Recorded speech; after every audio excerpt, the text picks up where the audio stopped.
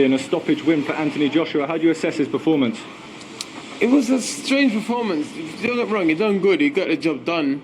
But strange, it was like he's trapped between different style. It was like, it looked like he was trying a few things in there, but what got him the victory was going back to the hold him and being aggressive, because it was like he was switching on, switching off. But it's a good performance, you know, but could have made easier work of it, I think. You know, I think he allowed Pulev to hang around longer than he needed to, you know. When he did what he did, he was having success close, mid to close range, but he kept him going long range for no reason, which I didn't understand. But maybe he just wanted to show something different, you know. Obviously, the Fury fight's looming. Maybe he just wanted to show a different side to his game. Those are the words of Dillian, the body snatcher White, as he said that the win or the performance of Anthony Joshua was strange. And he explained why it was strange, because it was like Joshua was trapped in between two styles, the aggressive style that people are accustomed to, or the and the boxer style, which he adapted later on after the loss to Andy Ruiz. So he said the aggressive style is what got him out of there, and I think that he waited too long for Pulev, and I think he should have done what he done a lot sooner. Those were the words of Dillian the Body Snatcher White. Let me counterpunch. First off, I don't believe that.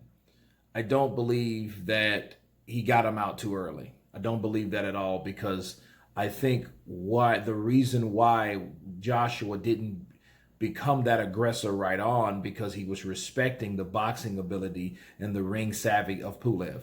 You couldn't sit there. You couldn't do that with Pulev. Pulev had all types of things that he could have possibly done if Joshua would have just came in being aggressive and attacking without strategy. You know, you have to know what you're doing in there. And, you know, Dillian said he doesn't know why he kept him long. He kept him long because he wanted Pulev to respect his punching ability. He wanted to keep him back with the jab. You know, because if you're fighting Pulev, and that's the problem with a lot of fighters these days, they haven't been in there with a fighter to know what that fighter is capable of doing. Pulev is great with the jab. Okay, so if he did come in trying to just attack, you know, and just dispatching his jab altogether, Pulev was going to start landing his own jab. And what starts happening when the jab starts to land, that right hand follows. So possibly he could get hurt. And he didn't want to go out get too aggressive, because he knows that there is, I think in the back of Joshua's mind, there is a particular possibility of him getting caught like the Ruiz fight. Okay. And I think each fighter, when they decide they realize that they're not invincible, they become better fighters. You know who I'm talking about? Manny Pacquiao was one. He used to do that all the time until he was knocked out cold December 8th, right? 2008. Sorry, 2012. Okay? Marco Antonio Barrera was knocked out cold by Junior Jones. But he came back to be one of the best fighters in that weight class, you know, and a legendary fighter himself. But it came from learning things that you went up against, knowing what to do and what not to do. Okay, Joshua, if he just became aggressive, he wouldn't have. I honestly think if Joshua would have fought him in 17, Pulev would have gave him much more problems than he did now, because of what Anthony Joshua's learned. Okay, and from what he's learned, you can't just attack and attack and attack and not expect nothing back. Okay, he learned that from fighting Andy Ruiz. So a strange loss. I think I do agree with Dillian White that he was trying something new in there. He was. You've seen it. You see the pull counter from Anthony Joshua. Very impressive. Okay, the things that he was doing, and like at the beginning, because of the constant movement by Pulev, right? It was kind of uncertain to me. I thought it looked like that, but he was putting his guard apart because Pulev, you know, he's known to jab. That's why Joshua jabbed with that jabber, and he, you know, and his reach was longer, and he ended up scoring, which was a good idea.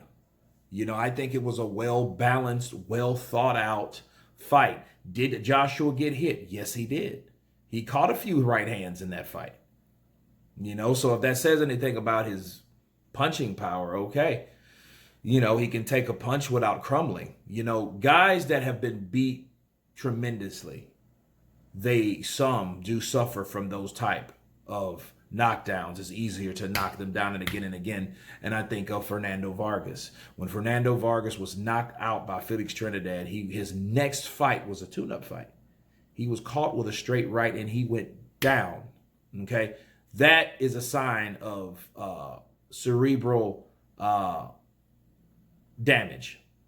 Okay, I don't think that Fernando was ready. You know, the shock. You know, maybe it was just some type of because of where he got hit, and because he was hit violently before, that triggered that. So he was easily knocked down again.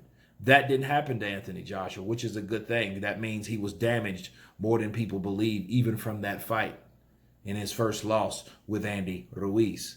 But he did get the win. You know, Dillian White thought he could have got him out sooner. And again, he probably could have.